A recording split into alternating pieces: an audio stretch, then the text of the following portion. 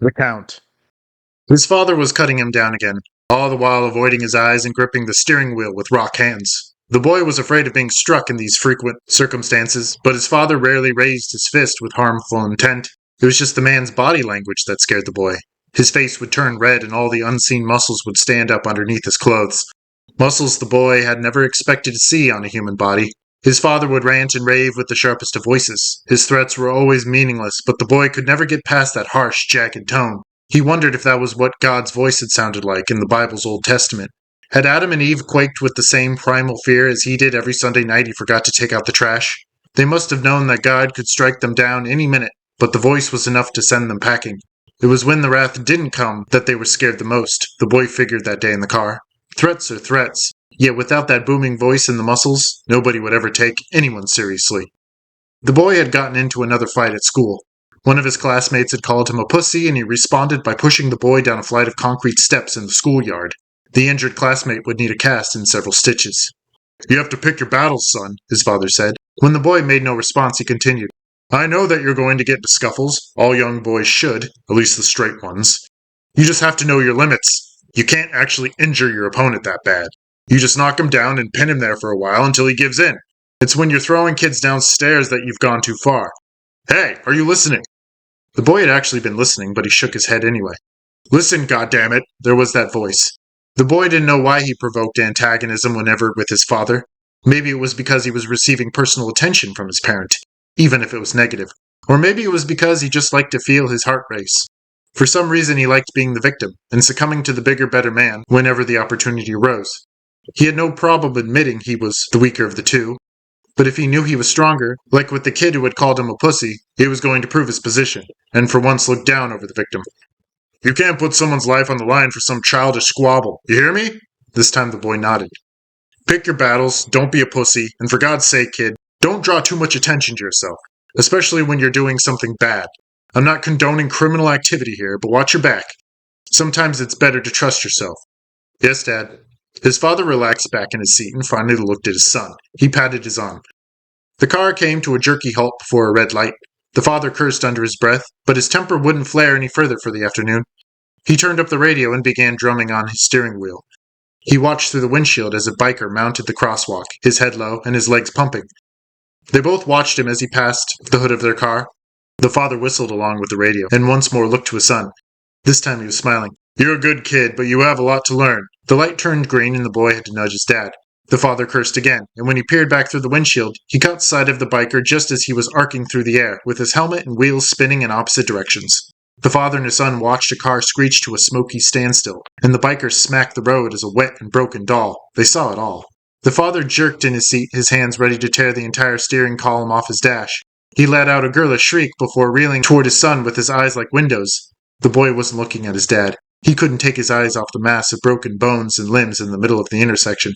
Suddenly, the boy began to laugh. The father fell back against the driver door, his mouth open. His son was rocking in his seat, beating at his knees with his fists, eyes spurting tears. The boy laughed harder and harder, kicking at the glove compartment with his dusty little shoes. The father didn't know what to do. He was completely lost for words. A man was dead or dying in the street, and his son, his own flesh and blood, was laughing like a madman. Something wasn't right. The man reached over and struck his son across the mouth. The kid instantly went quiet, hands clinging to his lips. He was blinking painful tears out of his eyes. "What's the matter with you?" the father yelled as he fumbled with the handle to the car door. "What is so fucking funny?" Without another word, the father wrenched the parking brake down and sprinted across the street, to disappear into the circle of gawking people, one of which was the driver from the blood-splattered car, and he was screaming at the top of his lungs. The boy didn't move. He was overcome with feelings of shame and alienation. His joy was replaced with a new wave of fury toward his father and the biker. He felt he had done nothing wrong. He didn't necessarily know why he had laughed. It had just happened, like a reflex or a sneeze. Why should he be punished for something he could not control? And why should his father be so concerned for the biker? It was not his responsibility to look after a dying man. It was neither of their problems. A kid at his school once said that hundreds of people die every day. So why should they drop everything? Why should they care? But one thing was apparent for the boy. Sure, hundreds of people might die every day, but it wasn't every day that death showed its face in his own life. It was his first introduction to the mortality of man, and he had laughed. Years later, he would say that everything about death was funny, the fear of it, the hope for it, and even the celebration of it. He might even lose his cool right then and there, throwing his head back in a childish show. He would say that he had laughed because the man had probably had a life of his own, complete with a family and a house, yet he had woken up that morning knowing that he was about to take his final bike ride. The humor was in the simplicity of it all. The man had built up a life for himself, with hard effort and numerous risks. He had made mistakes, made love, and had saved up all his money for an unseen future. And it had all been for nothing. It had been in vain. He had worried, cried, loved, and searched for nothing, because all of it had led up to that final altercation with the car. For the boy, this realization was hilarious. No matter how much he could hope to accomplish in his own life, there was still the possibility he could be struck by a car crossing an intersection, to end up as meat splattered on the asphalt. What had the man been thinking about just before he died? The boy wondered if any of that mattered now. That was the stuff of God's wrath. He had his ways of distracting the man with pain and love, so that when the car decided to speed his way, he wouldn't see it coming. There was no way to stop it or pinpoint it. Everybody could leave the world in the same way as the biker, in one fatal rush of blood and smoke. The ambulance arrived and the cars cleared out. The father slinked back into the car and didn't say a thing. The boy didn't say a thing. His father was awkwardly slumped in his seat, all the lines in his face sagging, as though his skin was about to slide off his skull. They were both surprisingly calm up until dinner time, when the news came on, and the boy had to escape to his room, so that he could safely laugh into his pillow without the fear of punishment. He liked it better when there was no barbed wire behind the booming voice. He liked to feel his heart race without the prospect of retaliation, because it was only when the fury didn't come that he had a chance to wait up every sleepless night, wondering when the lightning would strike. Now that was purpose. In the passenger seat of Tom's Jeep, the hitchhiker smoothed the newspaper out over the dashboard and used a finger to guide his eyes. The straw from his extra-large soda danced between his lips with vigorous mastication. Tom gave him a sideways glance, and the kid relaxed in his seat, glaring fixedly out the windshield. Can you believe what's going on out there? In the city? He tapped the newspaper. It's tragic, don't you think? I mean, an old woman? What's the motivation? It just seems so... Meaningless, Tom added. Yeah. What does this Count guy want anyway?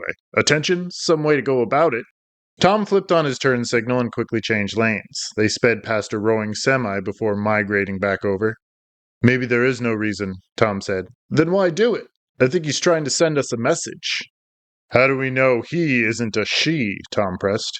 He often wondered why the media had automatically assumed the killer had to be a male. He agreed that if history had anything to say, it was that white men insisted on washing their hands with blood, but did that make it true for every scenario? The young man laughed at Tom's question, and in the process, almost choked on his straw. A woman? Yeah, right. I've never heard of a female serial killer. Have you? Not exactly, but there are prisons packed with women. It happens every day. Those are just the chicks that couldn't stand their husbands anymore. They pulled the trigger once.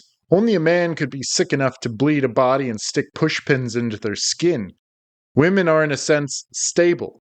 Women are stable? Tom scoffed. And we aren't? No, we aren't, the kid said with a smile. I took a few psychology classes in college, and it's true that men are more likely to fall into mental illness. Males have only one X chromosome to receive the proper amount of information, and women have two. So they have twice as many chances to turn out right than we do. Tom ignored the road and eyed the hitchhiker carefully. Why do you think that someone has to be insane to kill? The man felt Tom's gaze and turned into it. He has to be insane. No one in their right mind would leave such carnage for the media.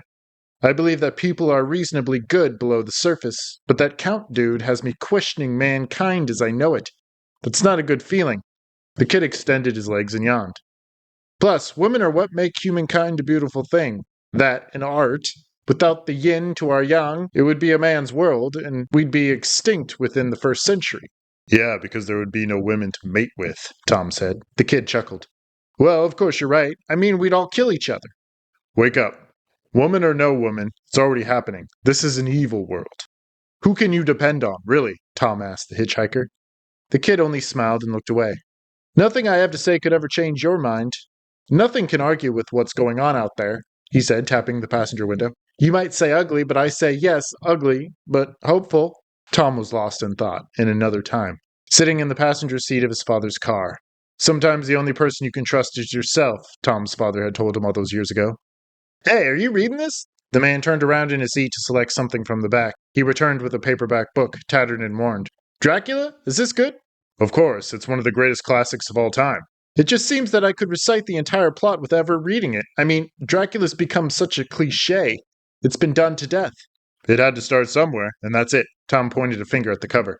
I know there's a castle, and a guy hunts down Dracula since he's the head vampire. He pries open the casket and hammers a stake into Dracula's heart. Actually, there are a group of men that hunt down Dracula, and they don't ever reach the castle. They intercept him before he can get there, aboard a mule cart inside a box of earth. They slit his throat with a knife and stab him in the chest. The hitchhiker did not reply. He placed the book on the dash and folded his arms. I keep thinking about those victims, he finally said, hanging his head. Yeah, but you already know the ending. They catch the bad guy, right? Here, drop me off at this gas station, the kid said, pointing his finger through the windshield. You've taken me far enough. Tom nodded and veered off onto the exit ramp. He parked beside an unattended pump and killed the engine. They made eye contact and both smiled. Thanks again, man. You've been great. The kid handed over the newspaper. Keep it, Tom said. There's nothing in there for me. The hitchhiker set out across the blacktop, the paper rolled up in his fist. Tom stepped out of the car and watched the kid go.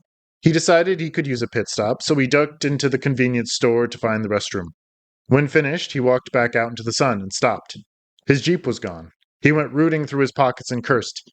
His car keys were nowhere on his person. He had left them in the ignition. He took a seat on the curb and shaded his eyes. Something was there beside the pump. He darted over to the spot and picked up the newspaper. He tucked the paper underneath his arm and spat into the wind. Don't! The voices bounced carelessly across the gully, duplicating and thinning, sharpening and dying. It was 1 a.m. The white pickup truck was parked on the shoulder just over their heads. The woman soaked her body in the 2 inches of water, choking on her words. Tom wielded a shovel he had fetched from the back of the truck. He had already struck the woman once by the road. She had rolled down the gully to rest with her fat belly exposed and her pants caked with mud. You thought you were only picking up a hitchhiker this afternoon, and you got a bad guy instead. The same thing happened to me. I was screwed over, and by chance, you were too. No!